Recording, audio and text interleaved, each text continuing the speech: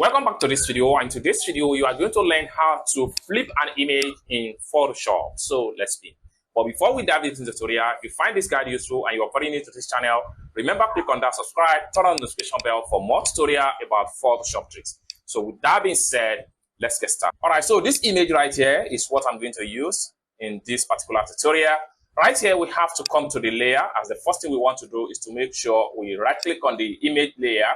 Then we have to go to duplicate layer, so we can rename this to flip horizontal.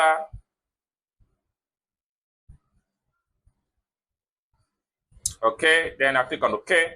Now what we want to do next is to go to the edit from the home tab right here. Then you have to look for free transform.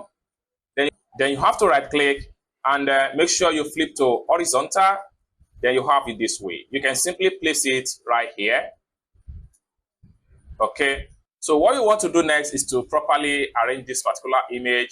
So we have the first one here, and we have the second one right here. So it's as simple as that. So basically, this is how to simply flip an image in Photoshop. I hope you really got value for this video. If you find this video useful, give this video a big like, and also remember to subscribe to the channel for more tutorial about Photoshop tricks. Thank you so much for watching, and I hope to see you in my next video.